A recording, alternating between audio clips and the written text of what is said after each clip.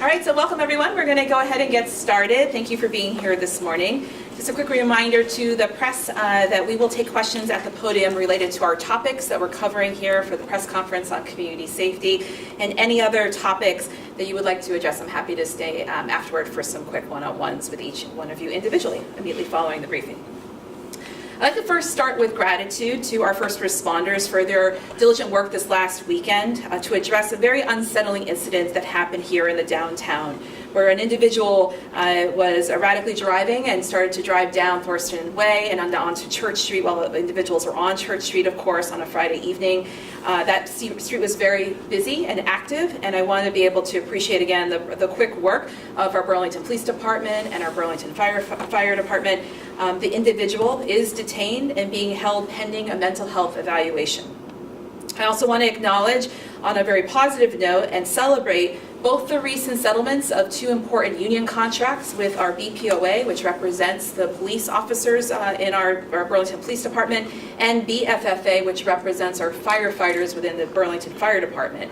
Both of these collective bargaining agreements were approved by the City Council recently, and they ensure that our city continues to be a competitive employer in the region.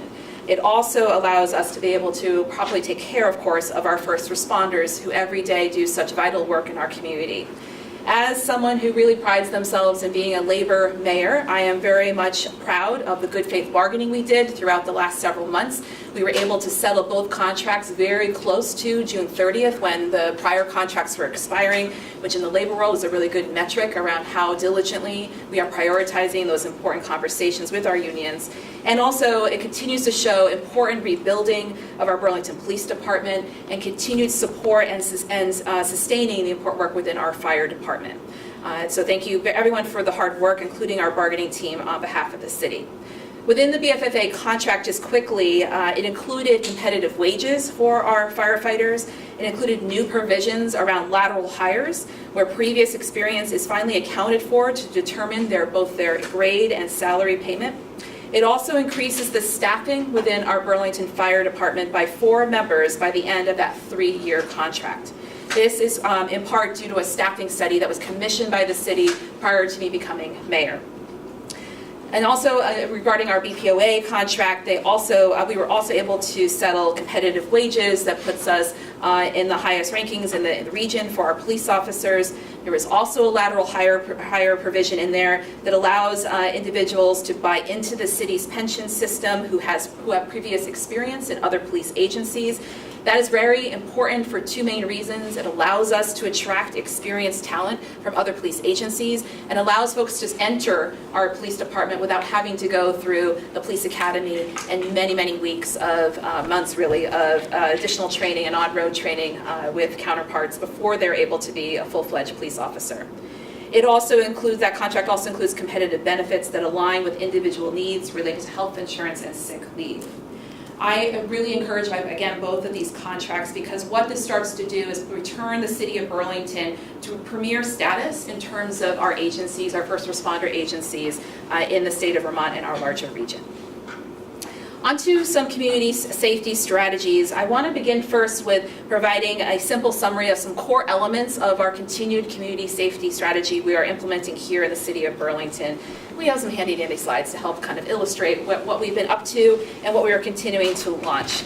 I want to first begin with really, again, focusing on those 2 first responder agencies that I mentioned before to really emphasize, and Chief Burke will speak to some of this in more detail as well, that our police and fire agencies, our departments, continue to standardize the response. So making sure that people get a response when they call for help, whether it is an emergency call or a non-emergency call for service. This continues to improve over the course of my first 18 months of being mayor here. That is an incredibly important commitment to our city as we continue to rebuild the trust with our community, that when you call for help, you get the appropriate kind of help and you actually get a response. We're also adapting, and Chief Burke will speak more to this, our entire personnel within the VPD to be able to redeploy individuals based on trends and information that we are tracking under Chief Burke's leadership. And also now BPD is the lead agency related to our hotspot strategy. So that is where increased negative, antisocial, or dangerous behavior is happening in and around the city. And the hotspot strategy is a long policing strategy, but BPD now has the capacity to be the lead entity within city government. Chief Burke would also speak to, if you have questions, of course, on how we've really redesigned a much more robust and strategic recruitment strategy to bring more police officers into our agency. But also Burlington Fire Department continues to do similar work to make sure that we're recruiting and doing things in innovative ways to attract folks who we want to come here work in the city. Last two pieces briefly is as we continue to clarify roles of our community safety liaisons, which is what CSL stands for, and our street outreach partners over at the Howard Center. This is an important piece around making sure that we're sending folks to be the first responders to these types of calls, and that clarity is both appreciated by staff but also the community to make sure that folks know who to be calling and who's going to be arriving to that particular call. And finally, we've done investments over the last 2 budget years to make sure that our city, our public spaces, including Fletcher Free Library, have the support they need as a public space where they're often one of the only open spaces, especially in the hot and cold weather of Vermont, to be able to give them the security and support they need for de-escalation and the support they need to keep these spaces safe and open for all. I'm going to dive a little bit more into specifically Situation Table, which is the next slide. Situation Table was launched again in mid-July, and this is a weekly convening. It's a weekly convening that continues to focus on 2 to 3 individuals every week, individuals or families who are referred to the table and identified as being individuals or families at acute risk. We have continued to see trends that 1 to 2 situations are closed weekly, meaning that the table determines the risk has been reduced enough in those situations of that individual or family to be able to close those cases. To date, we've had 23 situations referred to the table to be working on. Situations are monitored and can and/or are reopened when needed when providers at the table identify that a risk level has perhaps elevated again. The weekly meetings maintain attendance between 30 and 40 providers with state and local agencies every single week. They consistently have representation from sectors and partners, including, and not limited to, but including the Howard Center, which is our designated mental health agency, COTS, Burlington Housing Authority, Adult Protective Services, UVM Medical Center, the state's Agency of Human Services, Champlain CHC Community Health Center, there we go, and the state's attorney's office, also a criminal court judge, Burlington Police, Burlington Fire, and our Community Justice Center, again, among others. That dedication of those 30 to 40 individuals just, again, shows how critically important people have been prioritizing this over, again, consistently 3 months. The team is currently working with the Situation Table training and support team, again, provided by the state of Vermont, along with other tables across the state. The state now has 8 different tables. When we first began, we were, I believe, number 5. There's now 8 communities across Vermont also using a similar model. This allows us to better capture data to speak to the barriers still present, despite the increased cohesion and connection of services that the table provides. And will also help us illustrate what our and other communities need to do to be more effective in some of the most difficult cases to resolve and bring risk levels down. The strength of the table comes from the consistent participation by these key stakeholder providers in the health and safety sectors. Also, the weekly convening results in direct responses to families or individuals who've been identified and referred to the table. Those families or individuals are contacted within 24 to 48 hours. That's a really impressive and immediacy that helps us be able to really engage when the risk levels are high and where we know we need to make the most of contact. Feedback from key stakeholders at these tables have been that this convening enhances accountability, and it creates more effective cooperation among the many providers in our community. And the fact that, again, that this meets on a weekly basis allows folks to really grapple with some of the most challenging cases. And Chief Burke will speak a little bit to how we know really in the 20 to 30 people range, and not all of them are appropriate for the Situation Table, but allows us to do our best thinking with the most chronic and challenging cases in the city. Additional feedback from the table and our data personnel is that we are creating better methods to measure outcomes.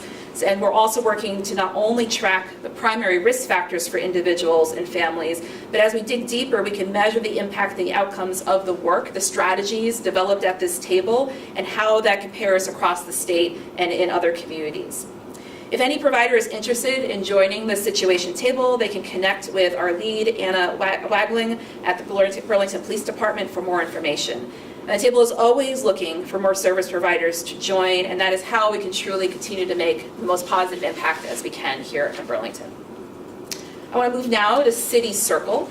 City Circle is, of course, a new aspect to our community safety strategy that we have recently begun to stand up. So work continues between the Community Justice Center and the City Attorney's Office to prepare and launch City Circle initiative. Our goal now is for November for this to be stood up.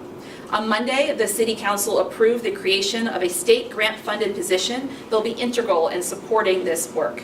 The CJC also hosted a recent volunteer orientation where 20 community members attended and 9 expressed interest in participating in the City Circle. This is a very important piece of the model of City Circle because they will be the weekly conveners to help us engage folks who opt for that option of using restorative practices as a way to resolve and be held accountable for violations of our municipal ordinances. We're also still actively seeking volunteers to support City Circle. If folks are interested, community members can learn more at burlingtoncjc.org/volunteer or attend a standing monthly meeting, a volunteer orientation, on the 4th Wednesday of every month from 12 to 1 p.m. The next one is October 22nd at 12 noon. Once this system is up and operating, I've been asked a little bit about what would you determine as success once City Circle is up and operating. And what we'll be looking for is several key data points to determine our progress. The first is really around, of course, participation and appearance rates for this weekly convening for folks who get ticketed for violating our municipal ordinances. We'll look at who's engaging the restorative justice option, and then also how the referrals of cases to the criminal court system and the outcomes there are tracking, because again, it's a 2-door option for this structure. We'll also be looking at the overlay of the data of the individuals who, of course, engage with City Circle compared to the situation table and other points of engagement with Burlington Police or Burlington Fire for that matter. The situation table will also, we'll also be looking at the trends of what municipal ordinance violations are coming to City Circle, and then look at 3, 6, 12-month benchmarks to see what we can learn from that. And then finally, in cases where there is a victim, the CJC will reach out to them, and if they choose to engage, ask a variety of measures related to their satisfaction and feelings of repair, and again, continue to figure out how do we always remember that sometimes there are victims related to these harms in our community, and that we have victim services and support for those individuals. That's on City Circle, and I want to just briefly wrap up here on the ongoing community health and safety work that we're still underway in working on and redesigning. So I'm going to speak, I'm sure you're going to ask me, I'm going to speak in a minute about conversations with the state, but we are continuing to have ongoing and productive conversations with the state, both on immediate and long-term opportunities for partnership. We're continuing to look at ways that we can improve our investments in critical services. This is not just a Burlington-based issue, it's a statewide conversation around the very real gaps for treatment for folks who are struggling with substance use or mental health issues in this state. We're also working to streamline our public health response work. This is a focal point of our modern gov work this fall around how can we do true integration and make sure we're not duplicating efforts related to the public health response work between the city as an entity and all of our critical partners in our health network. And then we're, of course, very much needing to focus on, and this is more work to come, the important need for us to pay attention to at-risk youth in our community. I don't know if the chief is planning to say anything to this, but both he and I talk a lot about the need to look at trends and how we look at violence interruption strategies from other communities, and specifically how we can better support our youth, especially when it comes to issues of violence, issues of prevention of that, limiting access to guns, preventing access to guns, period. Those kinds of elements are trending in our community in ways that require all of us to really seriously take a look at that.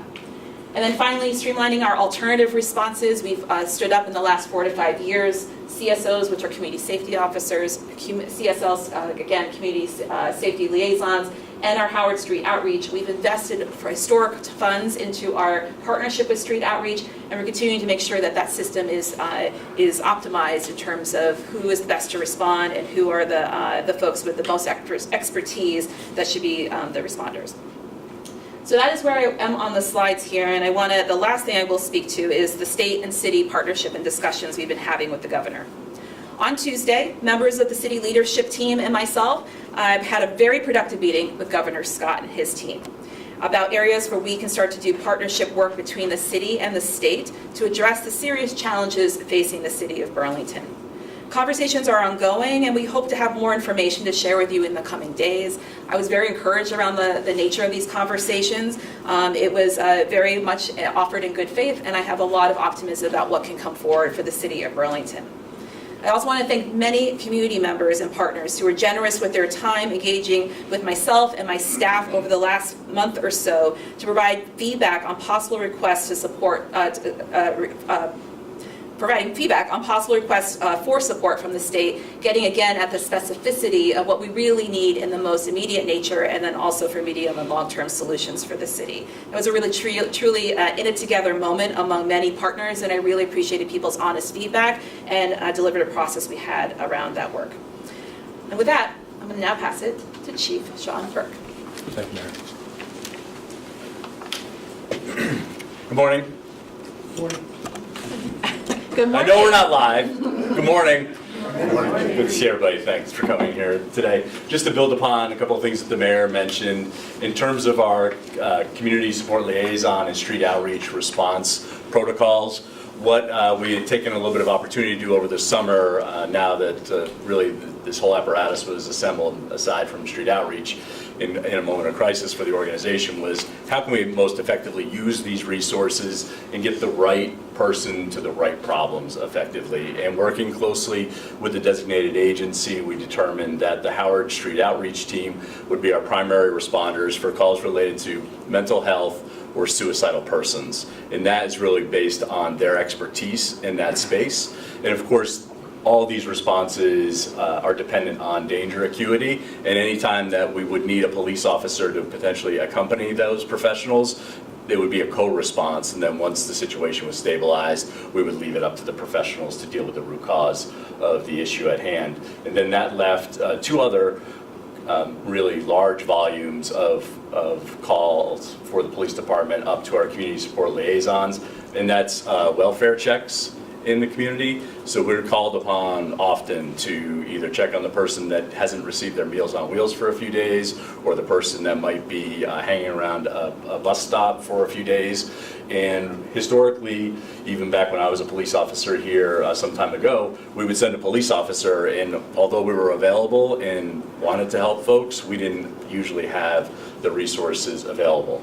The other call type that our community support liaisons will be responding to as primary units, if you will, is overdose calls. And really that is in support of the fire department, who is the primary response, because we know that these are medical events at their root. And then beyond, once the acute medical event is addressed, the community support liaisons can pick up the social service needs that are beyond that response.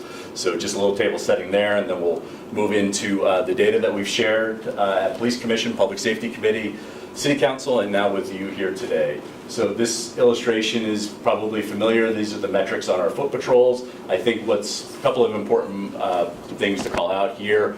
One, we are eclipsing all earlier years. This only goes back as far as 2020 in terms of the amount of time that we're either doing a foot patrol or a directed patrol. A directed patrol is simply a motorized patrol of a hotspot area identified through our crime data. And then the color on the graph is really emblematic of the resource that is doing that work. So all the blue bar are sworn officers, green are our community service officers that have been with the Burlington Police since about 2011. And we use those for things that you just don't need a police officer for. It could be directing traffic at a call, it could be minor ordinance violations, parking issues, and most importantly, they are our primary responder for animal control in the city of Burlington. And then lastly, the yellow portion of the bars are when the community support liaisons or other personnel from the CARES program are doing this work. What's not measured here and is really prevalent in the community day in and day out are our street outreach team, and they are a valuable partner in this work and have been so for over a couple of decades. This graph is just another illustration of the arrest rate downtown. There was criticism that came from the community that although the police were perhaps present, that we weren't enforcing the law. The metrics here show that we in fact are enforcing the law in really a strong posture here. The drop-off in July is really our available personnel. People took vacations, we've got a few injuries, we've got fewer people doing the enforcement work, but we are still eclipsing all earlier years except for a small outlier there in 2023. Joe, we can go next. Thank you. This illustration is about the drug incidents. So these are incidents that are actually reported to the police, and then our arrest or enforcement actions related to those. So you'll see there's been a huge spike in the number of incidents drug-related reported to the police in the downtown corridor. I think there's a couple of things afoot here. One, there's simply more public drug use going on, and then two, people have come back to calling the Burlington police because we are being more responsive as of late. Oftentimes, though, what people see in the moment might have evaporated. So if a person has used the drugs in the syringe or they've smoked whatever was in the pipe, the evidence is essentially gone, and that's not an opportunity for enforcement. It is often an opportunity to talk to the person to see if they're interested in talking to street outreach or a community support liaison, and we seize upon those opportunities on a regular basis. Then this is just This is just, again, the illustration of the downtown drug arrests by month. I'm certain that you and the press corps got our media release last week about a successful investigation that showed a nexus between Decker Towers, which has struggled in the past, and we're working in strong partnership with the Burlington Housing Authority, and a person that was essentially crashing in an apartment there that was dealing crack cocaine in City Hall Park. That was a great case for our drug unit to take on, and it has meaningful impact for both neighborhoods.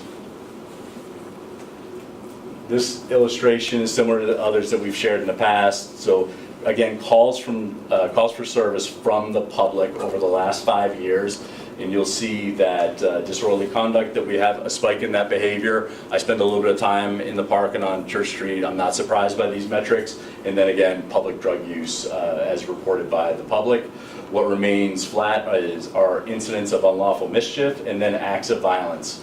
And included in acts of violence, we categorize simple assault, aggravated assault, domestic assault, reckless endangerment, and homicide. And although we don't want to see any violence in our community, that's just not simply attainable, but I am encouraged that at least the metric is tracking flat.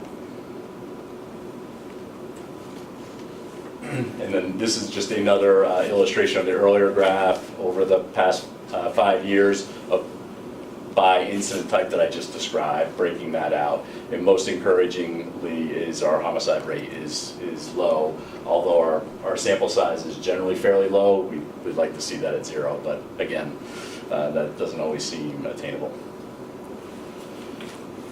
This illustration shows a comparison between our calls from the public over the last since essentially the beginning of the calendar year, calls from the public in the downtown patrol district. So if you want to visualize this, start at the lake, go east to Union Street, and then north to south is Pearl to about Maple Street.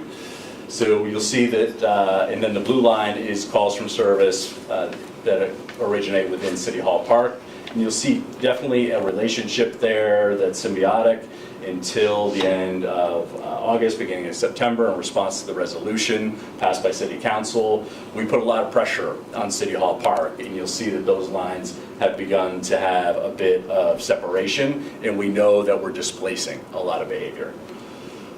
So looking at that, this is a heat map, if you will. Essentially, the blue is City Hall Park again, and then the red is where we're seeing the behavior push out to. We'll say that this is a few days old, last run September 22nd. We know that we're starting to see some of the, at least calls from the public about problematic behavior push out as far as Battery Park currently. What I felt was important to better understand what was going on is who is in the mix, who are the people that are high frequency consumers of public safety services, because then we can, from a strategic level, really look at root causes. So our top 20 people in the downtown are mapped out here. I'll tell you that as depicted here on the graph, that the top 20, 842 total incidents they represent that have been reported to the Burlington Police since January. And we chose the top 20 because it kind of tapers off and it runs almost flat out 30, 40 to almost 50 persons But as we go through some of what we know about these folks, it'll be pretty illuminating as to what is going on. The other thing that we wanted to know is, out of our top 20, what is their housing status? And 19 of our top 20 are unhoused. And the 20th person, because I know who the names are on this graph, that the address that person uses is likely not a permanent residence. So oftentimes when we're dealing with folks, the lack of their inability to be housed even for the night is an extraordinary challenge for them. How do these folks show up in our incident categories in the downtown? So not unsurprising to the police department, when you have this many unhoused folks, our top issue downtown is acts of unlawful trespass, and you'll see that the data confirms that. Suspicious event is very, very close, and that is kind of a messy bucket of criminal justice data. It could be anything from a perceived drug deal to maybe a fight that's brewing, or someone that sees someone they haven't seen in their neighborhood before. What it means to me is someone is calling the police because they feel unsafe in the environment. And oftentimes, there may not be anything illegal going on, but we feel uncomfortable. We feel uncomfortable if we've never seen someone use drugs before. We feel uncomfortable walking by people that are literally living on a sidewalk. So a lot of that is baked into the suspicious event. And then as we work through this, disturbance, mental health issue is atop the list. Again, another catalyst for prioritizing what community service liaisons and street outreach should be the primary responders for. Ordinance violations, this captures a lot of the public drug use, drugs in general, welfare check, we spoke a little bit about, but then a little bit toward the criminal legal system here, arrest on warrant, violations of conditions of release, and disorderly conduct. So these are the cases or court or actions that our officers are taking pursuant to court orders to bring people before the criminal legal system. We know there's a few challenges there. One is the backlog, and two is really what can you be held on bail for and what can't you be held on bail for. And we know that for violations of conditions of release, typically if you have not committed some type of crime of violence, you're going to be issued new conditions of release and released back out into the community, and I know that's a source of frustration for the public. This is the rate in which the top 20 appear in our top 20 incidents. I'll work on better metrics next time so I can actually talk through it easier. But you'll see that accounting for these top 20 incidents, the top 20 people that are consuming police services are very, very prevalent. And I especially like to highlight in violations of conditions of release and disorderly conduct. Because one, contempt of the court is problematic in a lot of different ways, and the public has a rough time understanding why that's allowed. And then two, disorderly conduct. This is troubling because these are the things that make people feel unsafe. Even if it's people that may be just having a quarrel that they would have if they were neighbors, or a quarrel because they're domestic partners in the park, it makes people feel unsafe. And then this is how the top 20 appear in our arrest rate, and this is very telling. So our top consumer here, number one person, has only been arrested 4 times, and that's because the underlying cause of this person's behavior is their mental health status. So we know that there's almost an overwhelmed nature to our community-based mental health services, and then there's also folks, this top 20 being emblematic of this, that are just system and treatment resistant, service and treatment resistant. And that's really tough for us to crack. Even with our social service partners, oftentimes it's hard to get someone to engage in a meaningful way with services to change their behavior and really improve their lives and their health. But you'll see in here that there is no shortage of arrests among the top 20. I think that should be the last one. Then lastly, a quick update. The police department did go through the process of updating and bringing online a new online reporting system. This system is improved in a couple of different ways. One, it's a direct interface with our records management system, which is called Valcor. It's very intuitive. It's got a series of template emails that go between our records division and the complainant to ensure things like an offense actually has occurred in Burlington, that we have all the data that we need from the complainant.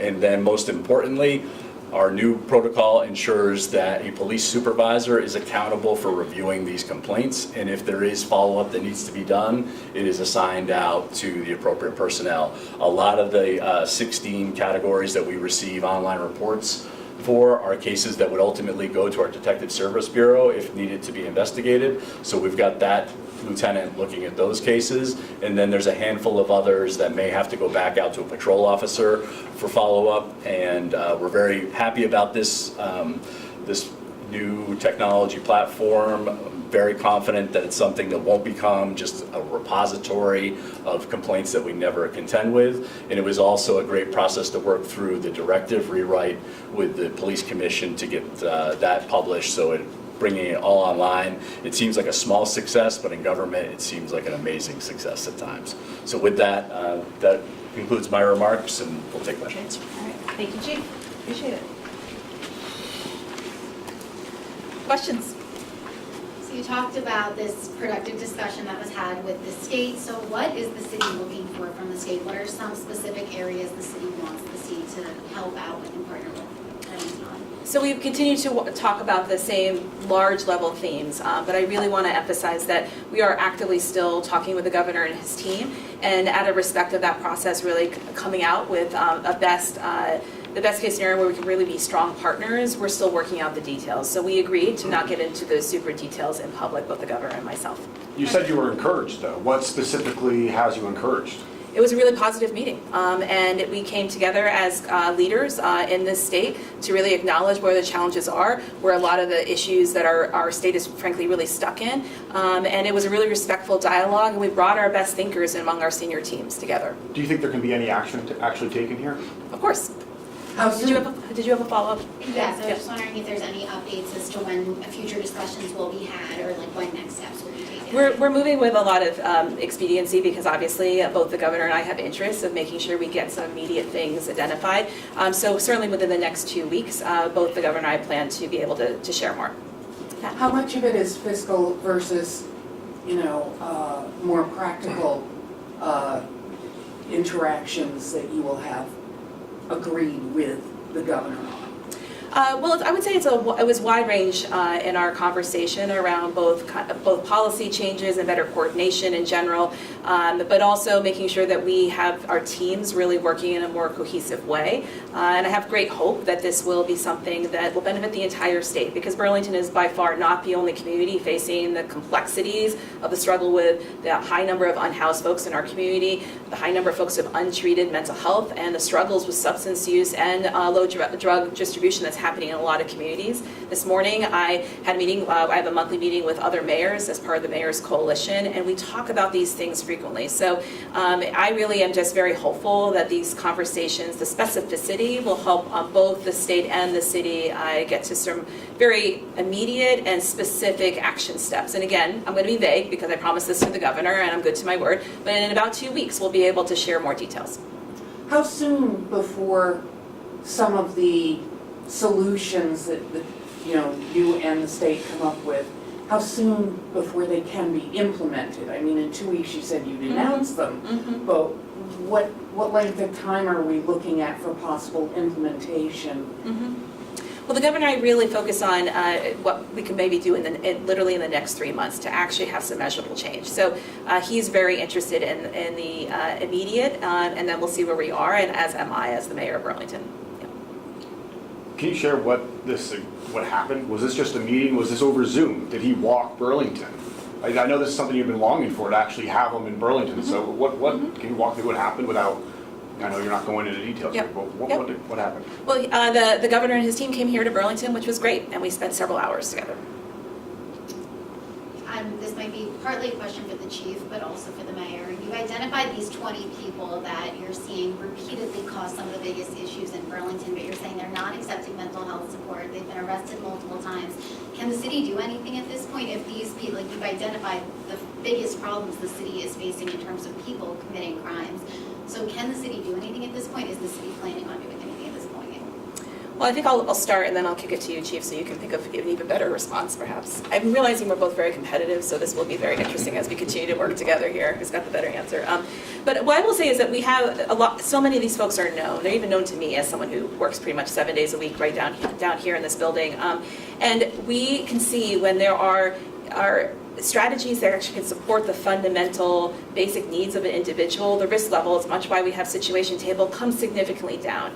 I know one individual, for example, who's been a very frequent person on high user of our systems in acute need often, and was benefited for the last several months in a mental health treatment facility, out of state and then in state, and now is stabilized. We hope that can continue, but every individual, even those 20 people that the chief mentioned, are individuals. They have very individual different combinations of issues, which is again why the situation table is such an important strategy for those who might apply to, because you have a different combination of service providers at the table. It is not just the police department or just maybe Howard Outreach, because we're able to kind of really tailor the response.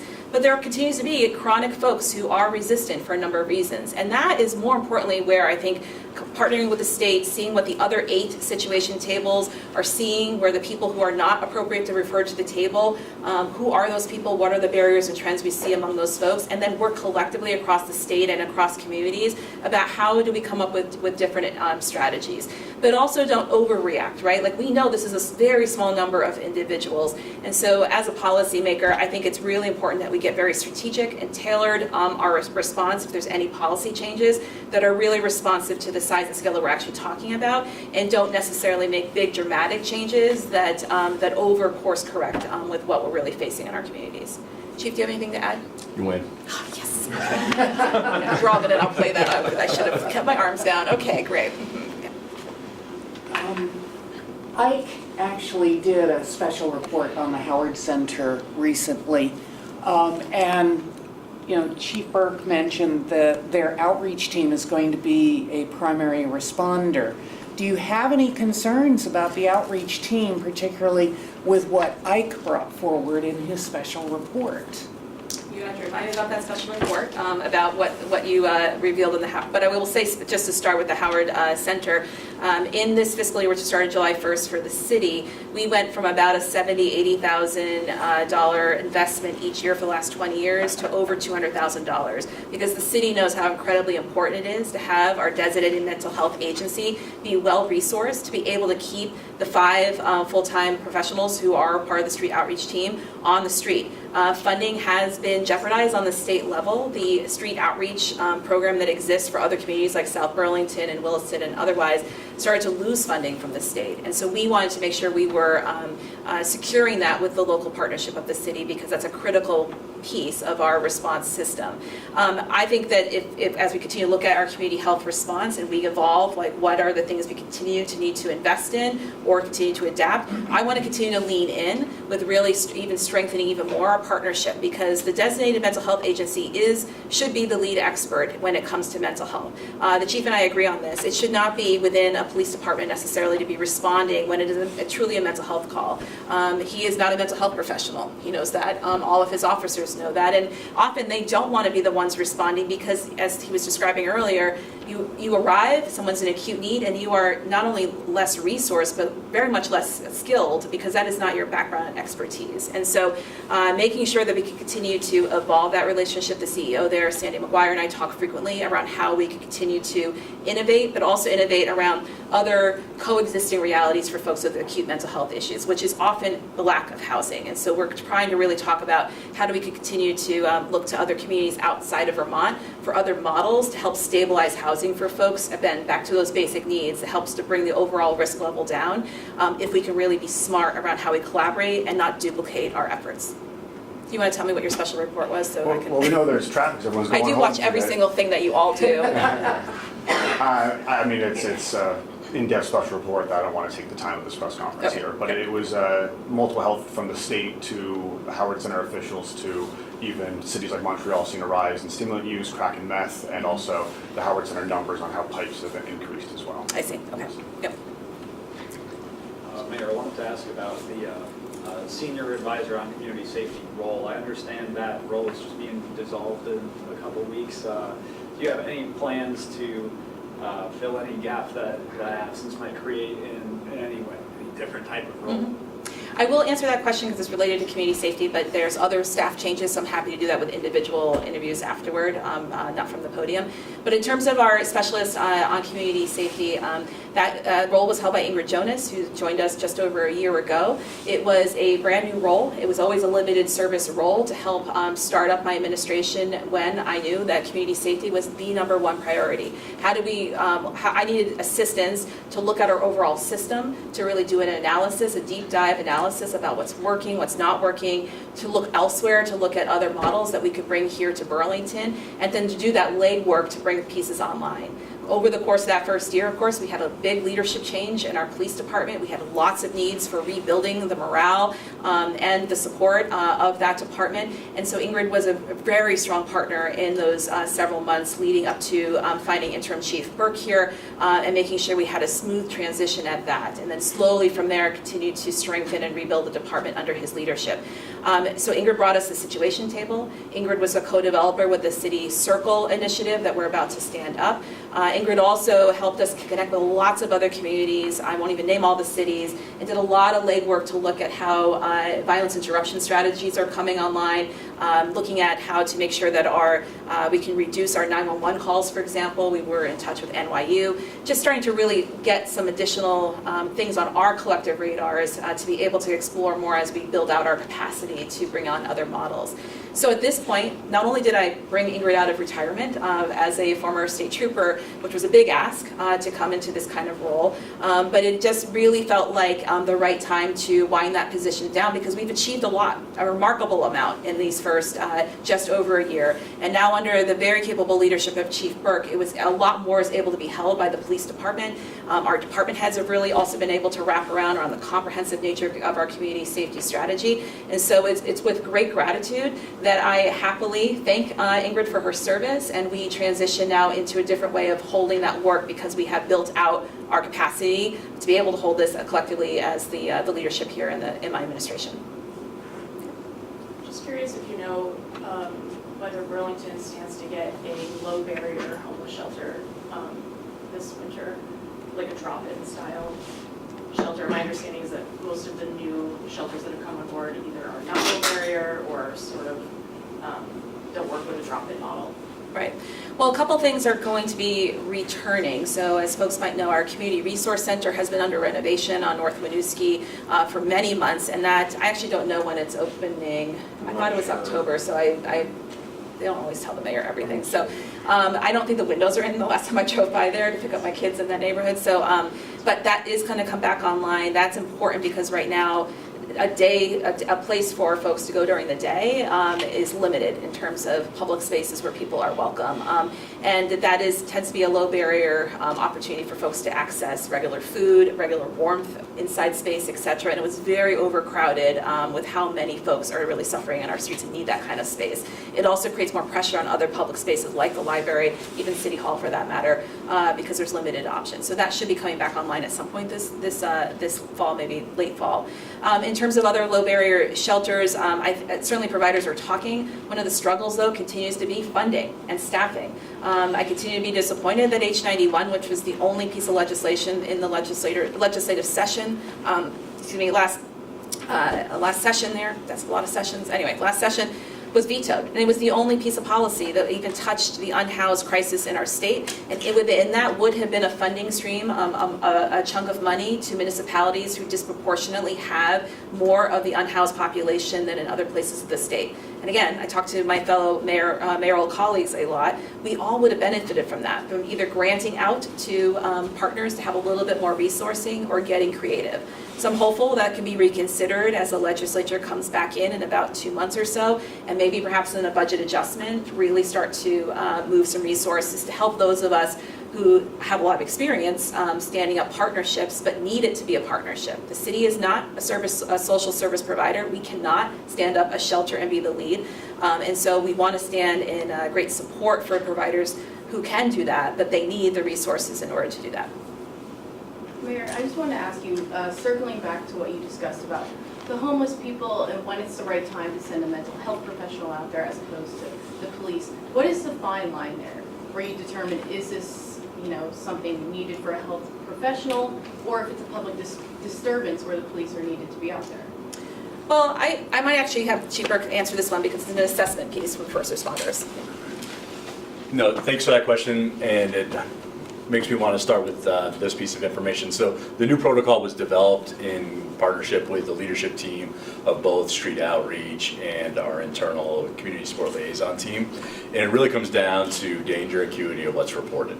And there is a written protocol internally that our dispatchers hold, and they take in the call for service, ask for things like weapon, fighting behavior, and make an assessment. And then if there's any question, we'll do a co-response. And we do this often with the fire department, where there'll be some type, maybe an overdose or some other type of action that we're jointly on scene, where the police will just go in, make sure that everyone is safe, and then get the professionals in to do the work. So in the example of the fire department, we want to get the paramedics in as soon as possible. When we get to a mental health call, we want to make sure that everyone's safe and then slow it down and get the right resources in to talk with folks, and then constantly make those assessments. We've also equipped our community support liaisons with radios and trained them on how to use them. So not only can they be dispatched via radio, but if the nature of the call were to change at any moment in time, they simply have to call for help and they'll get an officer. Okay, thanks, Chief. Okay, we probably have time for one more to make sure I have a little time for any one-on-ones that you would like. All right, thanks, team. Appreciate it. Okay. Thank you, Chief. I'm going to ask the mayor. It's not like I have 3 times now. But no, yeah. Sorry, I'm just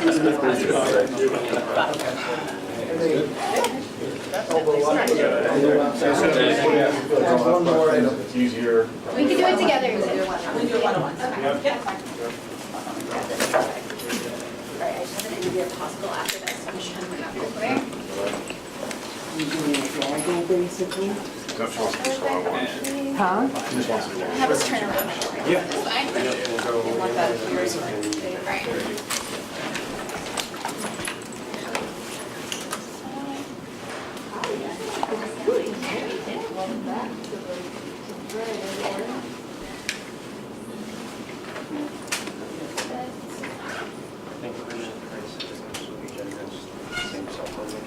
Okay, Mayor, so we know that there have been some updates with the safe injection site that's coming to Burlington. We've been told it might be coming in 2026. What's the latest update on that?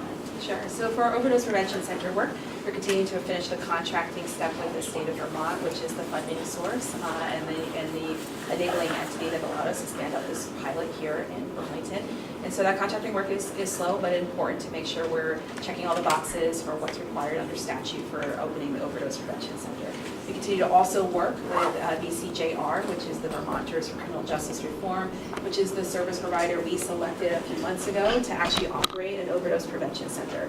Some of the first steps while we also are finishing the contracting is, of course, starting to look at potential locations, but doing the deep and important community engaged work needed to both survey the community, but also look at data trends around where the best location would be, so it would actually be utilized. So we don't have an update right now on terms of a definitive time for opening. There's not even a site located or identified at this point, but that's the diligent work that we're still underway right now. That was going to be my next question. The city has not identified where the location will be yet. Correct. And then, sorry, I'm blanking. That's okay. The Main Street project is making a lot of progress. The street opens up after Thank you for construction noticing is over. that. Okay, yeah. I live around here. I'm a big fan of it. Did you cry when you drove down the street? 'Cause I was did. really happy about it. Great. So how are we feeling for the businesses that have been so deeply impacted by this construction, and how much longer do we think this is going to take? Sure. So I'm very much appreciative of all the deep patience people have had on this project that predates even my time as mayor. It's been a long, deep project, literally deep. I mean, we had to do some very important below ground work in order to fix some very old infrastructure that was 75, 100, even older in terms of critical pipes and wastewater, water pipes that are very important for the operations of the city that support businesses. Without that work, water main breaks and wastewater issues start to happen, and not only does that impede the ability for businesses and residencies to function in the inner core of the city, but it would really prohibit us from being able to bring on more housing development, both at Memorial Block, but also over at even the BW Post building, which is where there's a new affordable housing building coming up. None of that would have been possible without this infrastructure investment. So we continue to have the Main Street is completely open on nights and weekends, and that is a permanent change that we did a couple months ago now at this point. And then as soon as we get right into the holiday season, I don't have an exact date, but probably around Thanksgiving, it'll be open 24/7. And that's a really important shift because we are finally up on the street level and people can see we're really working now on sidewalks and installation of public art and the finishing work that's needed, and putting in the bike lanes, of course, as well. So that will allow us to finally not have interruptions of intersections and allow traffic to flow freely, which is really just in about a month or 6 weeks' time. So is that saying that essentially by Thanksgiving, the Main Street project will be completed? The lanes will be open 24/7, and in 2026 is when the entire thing will be completed, because we'll be moving more into sidewalk work, et cetera. Thank you. Yeah, thank you. I'll use. Mind if I catch this, Mayor? We'll do this.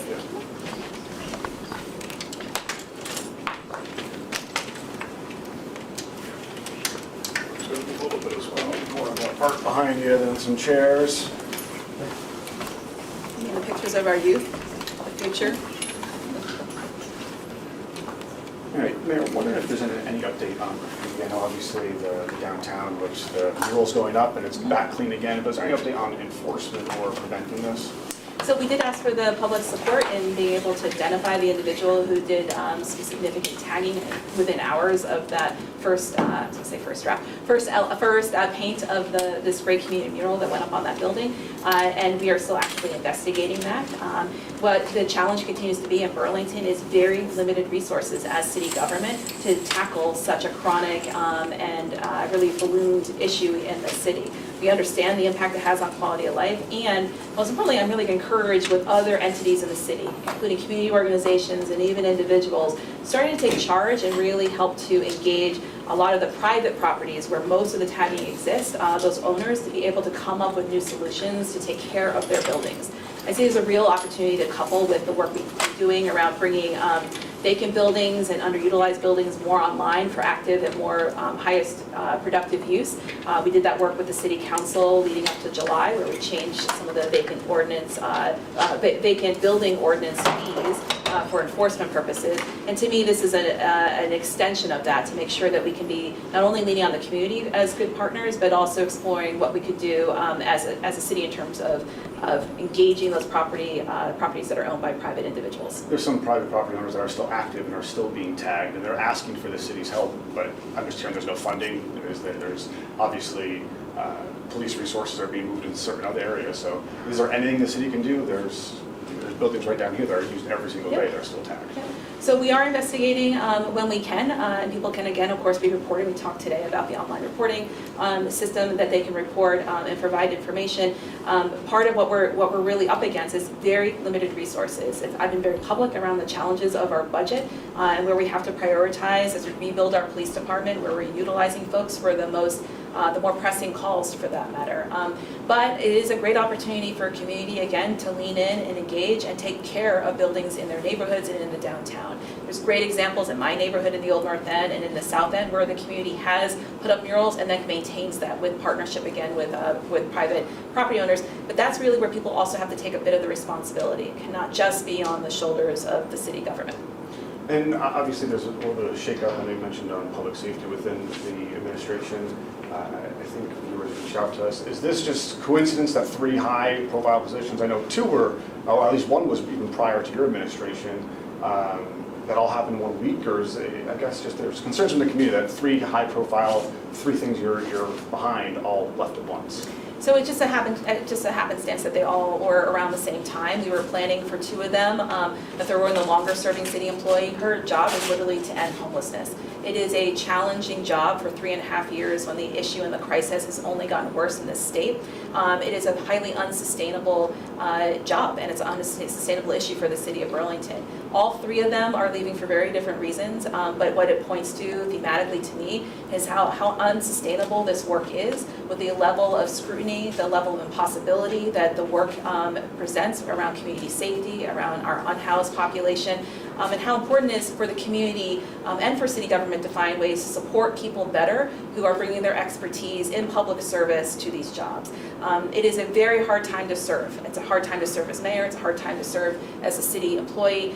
There is a lot of political rhetoric out there that is harmful, that is aggressive, and I really actually, to me, is more of a call on the entire community to really do our parts to honor and support employees who are, again, doing this work for public service, and make sure that we can figure out ways to work collectively on solutions and bring the temperature down. Will any of those positions be filled, or all 3 of them? 2 out of the 3 will be, I spoke to one during my press conference, that one is winding down. It was always a limited service job, and it was only going to be a part-time role anyway. It had been part-time for year 2 of that role.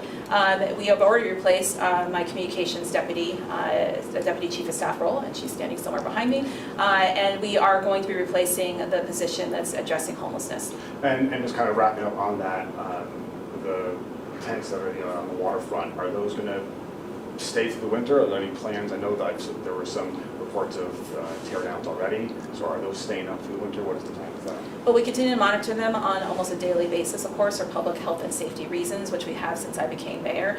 It's very important to monitor that because so many more people are now unhoused. The numbers have increased since July 1st with the latest exiting of people from the state motel program. So there's a lot of people who have no other option than to be outside in tents right now. And so we've had to notice some tents per our policy when things are showing trends of either being dangerous or a public health risk or issue. And so some of those tents have been likely removed because of those scenarios. We do a very consistent process that comes out of a settlement with the ACLU years prior to my time as mayor. In terms of the winter, we need more shelter beds. We need more shelter beds. No one should be living in a tent outside in the state of Vermont, especially when we hit winter in this state. But that, again, is a really important conversation as a region, as with the state as well, because, again, the city does not have resources, nor is it a social service provider to be opening shelters. So those tents will be staying up? I'm not sure what those poor souls are going to be doing because they have nowhere else to be, and we have long, at least under my administration, we have more leniency on the public lands that are not parks because we do not allow folks to camp in our parks, and we have been consistent in that enforcement. And folks need to be able to exist somewhere. This is the conundrum and the impossibility and the great tragedy, frankly, of this housing crisis. I understand. I just want to be clear, because I know like the Flying A, you guys the city cleared that out. Because that's where like snow stuff, for example. Right, that's a practice that's been on the books for years, because that is literally, as you said, is where we put our snow removal. But everything else, as long as if they're there and they're, understand. Yep. That's right there. Yep. Thank you, Mayor, appreciate it. Thank you. Who's going next? You and me? Okay, Mayor needs some help. Yeah, no problem. I just have 2 questions if. Your name. I think I'm gonna end up duplicating, so she can probably just zoom through. Right. And same thing as with like mayor. And before we start, so you're aware, one of those questions for me will be a duplicate, then a different one. Sorry, Kate, making you have to No, repeat it's yourself, okay, but. it's okay. You think I don't repeat myself? Okay. I repeat myself sometimes to the same person who comes to mayor meetings. I'm like, I literally answered that for you like 3 times before. Right. So, all right. Looks like we're good to go. Okay, so yes, of course, I have to ask about the staff transitions that we found out about Friday, I believe it was. Yeah. So just tell me about that. You say it is just a coincidence that all 3 are leaving. Tell me more about the why. First. Sure. Yeah. It is just by chance that all 3 were transitioning in and about the same time, 2 of which we were planning for, including my deputy chief of staff who serves as the communications director, and also the role for our specialist on community safety. That role in particular was a limited service role, which is a temporary role, always designed to be a step down as we continue to get our feet under us with our community safety strategies. I'm incredibly grateful to all three individuals. The third one is our specialist on homelessness. That one was less expected, but that individual has been in that very impossible job for 3.5 years. I really appreciate each one of those individuals' deep commitment to the city and to public service. It is no small task. The work that they've been working on between community safety and really working on our homelessness crisis, which is a statewide crisis. These jobs are very impossible, but also the temperature and the political rhetoric in Burlington, in this state and in this country is at a pace and a level I've never seen before as an elected leader. And I hold deep concern for folks who are working hard day in and day out in public service with the kind of conditions that we place these people in. No one works for government because of the money. It is not paid well, frankly, and the job and the drive and the values that bring people to this work is one thing, but being repeatedly facing, again, such harsh feedback and criticism and whatnot from the public, it just really, it really drains people. So for me as mayor, I want to be looking for ways we can continue to bring the temperature down to the benefit of all city employees and also people who serve in elected office. Right, yeah, and you mentioned the political rhetoric right now of really the nation. My final question, in a time where I think voters are putting more scrutiny on politicians and who they vote for, are you worried at all about public perception of having 3 leading staff members all leave at the same time, even though you just explained the why there? Are you still worried it might hurt, hurt how people view the administration at all? I don't, because we've already replaced my deputy chief of staff. That person has already begun, and we had a good, solid transition for that individual. And we're going to hire to replace the homelessness specialist. And the other position was actually the homelessness position and the community safety position did not even exist in my office before. So we've always had a small team. I frankly think we need more capacity and support in our very small office, given demands on the mayor's office for responsiveness and all the things. But I'm not concerned at all. We have strong new individuals coming in. If anything, this just shows how important it is to see this work as more of a relay race of bringing in new energy, professionals who can tag in and tag out, and really offer great gratitude to those who provided service and expertise, but then need to step out so they make more room. That's, to me, a great form of a healthy democracy. All right, well, Okay. thank you. All right, I appreciate thank it. No, it's not going to look like it. I'm gonna steal it then.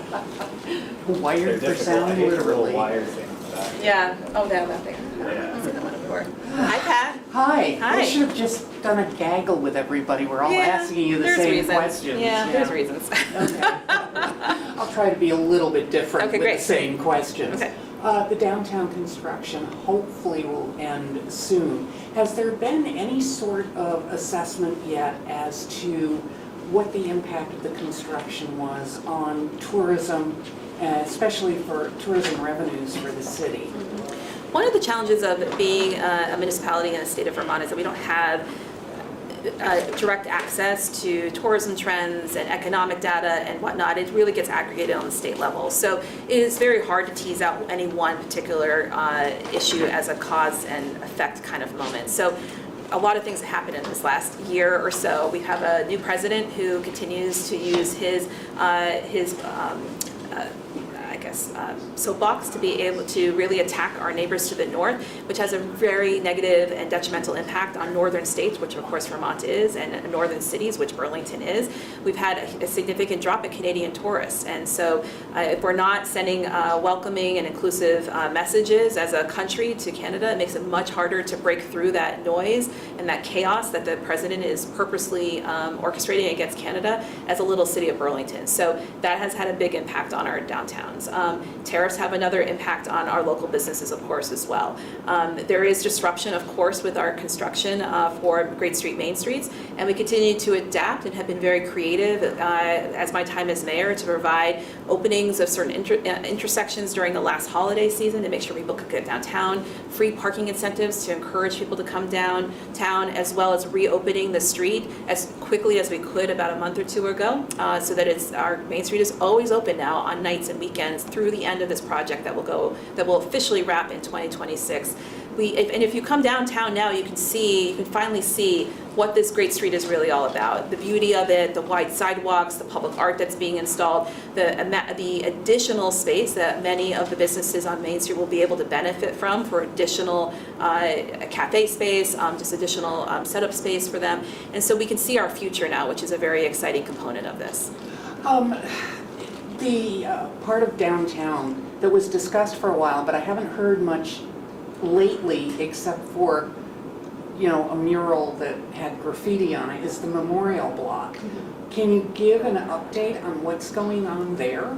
So we continue to work with the developers who had a pre-development agreement established with the city right before I became mayor to see what is possible and to continue to adapt. A lot of the factors I talked about before with national trends, inflation, tariffs, etc., make building anything right now 10 times harder. So we're trying to be nimble and to pivot where we can. I'm still encouraged because a lot of our plans are lining up to be a strong public-private partnership, which will reactivate so many elements of that block, which are frankly really dead spaces that have been locked up because of different people have owned different parcels, for there to be a block and being able to reimagine that entire block as places for the public to engage, to reactivate even central parts of that block where there could be new green space and new public convening space, as well as helping the city be able to leverage what we can salvage around Memorial Auditorium, at least conceptually, for the sake of public assembly. We have lost an ability to have a large inside space for us to do that, and the developers really know that's such a vital need for the city, and I'm encouraged by our abilities to continue to develop ideas of what could be feasible. And being repetitive with everybody else, the administration losses, you've got 3 people leaving. Obviously, you've already rehired for Joe's position. Will the other 2 positions put any sort of additional stress on the city by not having them there? Our senior advisor on community safety will not put added stress. That was an added new temporary role that I brought on when I became mayor last fall or so, was when that position began. And as I mentioned earlier in some remarks, Ingrid Jonas was able to achieve a great deal in this first year. Many things that have now put the city in a much stronger position to be able to implement community safety strategies and even new ideas with our existing senior leadership team. The Burlington Police Department is a completely different place than it was even 6 months ago. Our fire department remains steady and strong and innovating around our community health response. And across departments, everyone is collaboratively now really thinking about community safety beyond the classic police and fire response, as well as our deeper commitment and partnership with the Howard Center. So if anything, it's a really good time to be able to pivot, and it was an experiment to have this role at all as a temporary role, and it's a good transition moment to wind that one down and to be able to pivot those resources into other ways to move the city forward. And for the homelessness position, which is another policy specialist role, that definitely will need to be replaced. It is a very both impossible job and a challenging job, so that will have an impact, and so we will be working to replace that position as quickly as humanly possible. When you realized that you had 3 people leaving pretty much at the same time, did you go to them and say, this is going to look weird, should you maybe shift your dates around a bit? I didn't, because as a mayor and as a leader, I really think I lead with heart and humanity first. These are incredibly impossible jobs. There's great scrutiny on these public servants, and the temperature has been so cranked up in terms of negative political rhetoric, just the attacks that public employees receive all over the country. This is not unique to Burlington, that I actually only have deep compassion and appreciation for these individuals. And if anything, I just appreciate how long people held in for what has been a very difficult start of administration, and probably one of the hardest times to be the mayor of this city, with all the conditions that are well outside of our control as a team, and everyone working really diligently for smooth transitions and wrapping up good transitions for the work that people have stewarded so far. I asked you a question. I kind of scrawled something that I now can't read. Oh, darn it, Pat. Sorry about that. Something about how will it help? You need more shelters is something that you told Ike. You also mentioned during the press conference that you've got a building that will be reopening soon and another possible shelter. How much will those help, or were you kind of considering those when you answered Ike? Well, I was considering those, but we have still a historic number of 200 to 300 people who are unhoused in Burlington. So even if a shelter opens with 20 beds, or even if the Community Resource Center opens for more day space for individuals to go, and even if those are all both low barrier places, that's still not enough. And that just again points to the historic crisis for which we're in, and why we need more conversations on a regional and state level to really find solutions here, because shelter is always a temporary step, and what we really need to be thinking about is the full just transition for individuals who are unhoused right now or at the risk of losing their housing, because there's even more who are housing insecure. How do we keep people housed? How do we build more housing? How do we sustain that and make sure that folks have access to permanent housing? That is really like the bigger conversation that we need to be having. And I know that the congressional delegation here has been warning that as of November 1st, health insurance premiums are going to spike. Do you anticipate seeing potentially more homeless because of that?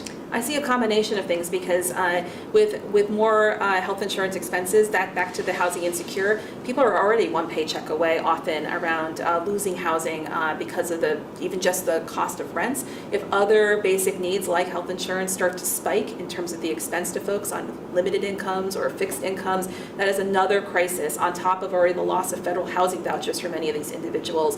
It is creating a perfect storm for working and low-income people, and leaving municipalities really in the lurch around how do you support these individuals when we don't have the resources. This is a failure of the federal government, and if anything, I'm just appreciative of our federal delegation to be sounding the alarm and making sure that we're very clear around the shutdown of government and the problematic policies that the president is advancing directly harms the most vulnerable people in our community. Well, I'm afraid I don't have another question that would make you guffaw. Okay.